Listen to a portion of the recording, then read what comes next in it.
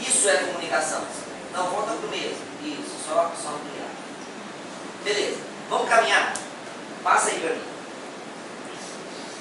As nossas limitações não alteram o ideal de Deus para o casamento. Deu para perceber isso? As nossas limitações não alteram o ideal de Deus para o casamento. A nossa disposição de obedecer a Deus nos aproxima do seu ideal para o casamento. Ou seja, quanto mais eu me pauto na palavra, quanto mais eu tenho vida com Deus, quanto mais eu sou servo, quanto mais eu tenho comunhão com o Senhor, quanto mais eu me aproximo dos ideais de Deus para a minha existência, mais perto dos ideais para o casamento eu vou estar. E eu não estou falando de fazer coisas para Deus, eu estou falando de relacionamento com Deus. É diferente. Certo? Vamos caminhar. Negociação. Lógico, nessa vida a dois, nessa caminhada, a gente precisa negociar. Nós precisamos ser políticos no bom sentido dessa palavra. Quando a gente estiver dentro de casa. E aí, o bonitão quer ter razão sempre. E segundo a primeira frase lá, diz que o que? Até um relógio? Pelo menos o quê? E parou meio-dia, meia-noite, está certo. Até um relógio parar, está certo 2 vezes ao dia. O cara quer ter razão sempre, ou ela quer ter razão sempre. Dá para ter razão sempre? Não, a gente precisa negociar melhor isso. E aí isso interfere nas coisas. Eu aprendi essa história com um amigo e disse o seguinte: rapaz, quer chegar em casa e ter uma noite bacana, de amor com a esposa e tal, sem problemas, você já chega em casa e leva uma Neusaldina e um absorvente para ela. Ela fala assim: você tá ficando doido, rapaz, eu não estou com dor de cabeça, nem estou naqueles dias. Aí já foi. Não tem.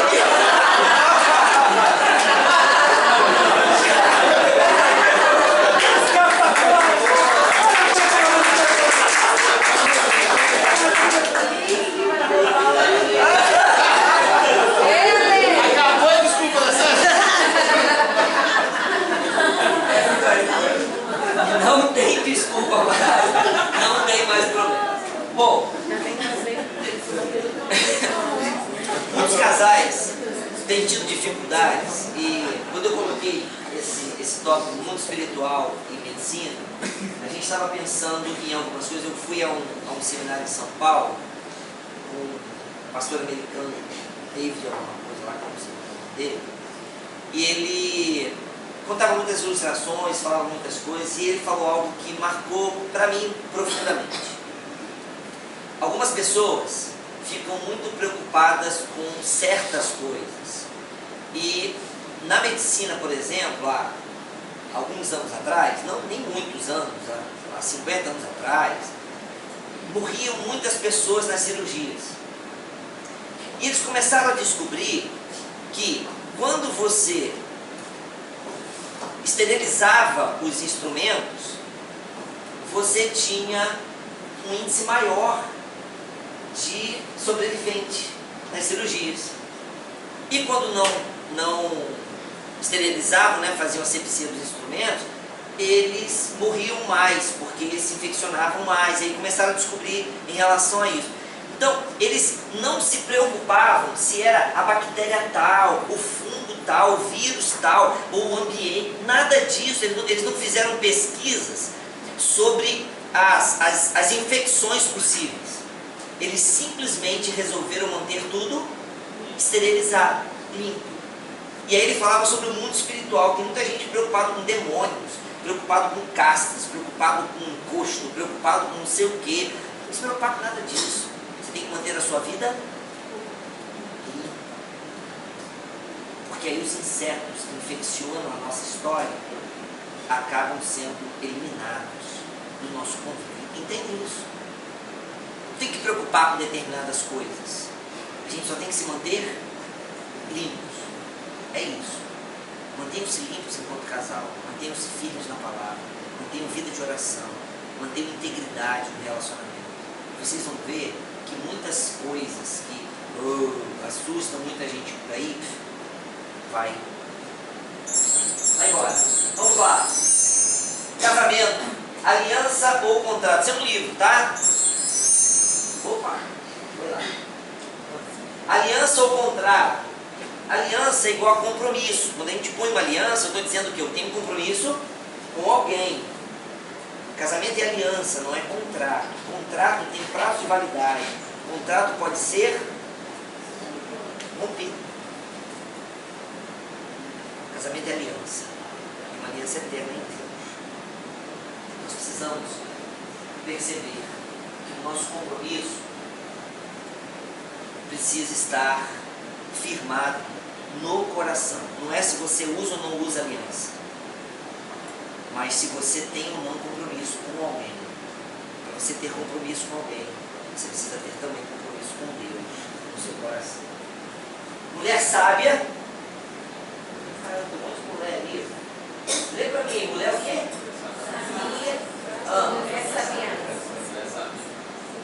Porque tem uma mulher sábia edifica a sua. Aí tem a história da mulher sabiá. O cara chega em casa, só reclama, só fala.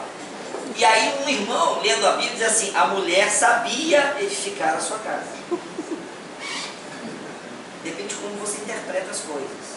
Você está sendo uma mulher sábia, uma mulher sabiá, ou uma mulher sabia, que não sabe mais edificar a sua casa. A gente estava aqui conversando e falando dessa coisa da comunicação, dessa coisa do relacionamento e tudo mais. Eu gosto muito dessa história da mulher do português. E dizem que a mulher do português, de manhã, a mulher do português pesa 600 quilos. Na hora do almoço, a mulher do português pesa 60 quilos. E à noite ela pesa 60 gramas. A mesma mulher, de manhã pesa 600, na hora do almoço 60 e à noite 60 gramas. 600 gramas. Por quê? Porque de manhã o português vira para a mulher dele e fala assim: ô, sua vaca, vai botar o meu café. 600 quilos. Na hora do almoço, o que ele fala para ela? Ô, sua porca, vai botar o meu almoço? Aí à noite, ele dá aquela catucadinha nela assim e fala assim: minha pombinha. Mulheres, pergunto eu, rola? Não rola. E você precisa começar. É o quê? Pomba boa. A pomba boa, é verdade. Você precisa começar a amar a sua esposa logo de manhã. Bom dia, meu amor. Você está aqui. Profetiza, se não tivesse profetiza. Profecia, meu irmão. Vamos lá. E aí, se você vai para o trabalho, você nunca liga para ela. E quando você liga, já fala assim: o que aconteceu? Liga para ela e fala assim: não, amor, eu precisava só ouvir a sua voz. A sua voz na minha vida faz toda a diferença. Meu dia agora é outro. Se você se esforça, vai em casa, almoça com ela, cara,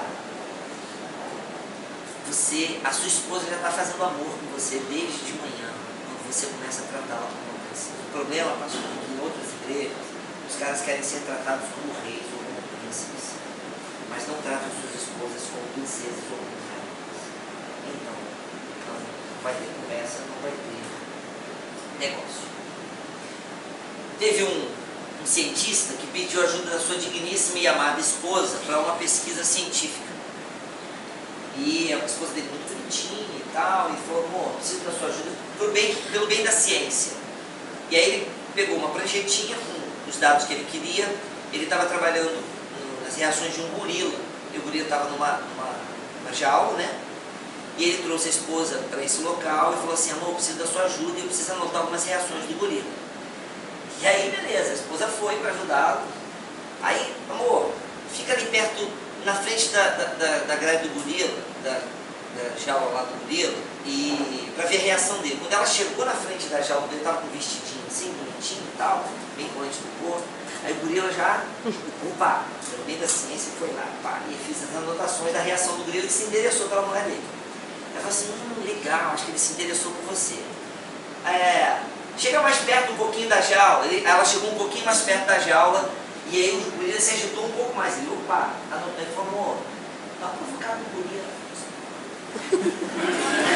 Pessoa, sabe, provocar o gorila, ele soltou um botãozinho e tal. Rapaz, o gorila ficou doido, arrombou a jaula e começou a correr atrás dela. Aí ela desesperada correndo do gorila falou, amor, e agora o que eu faço? Ele disse para ela assim, faz o que você faz comigo, diz que você está com dor de cabeça, você está cansado, você está estressado.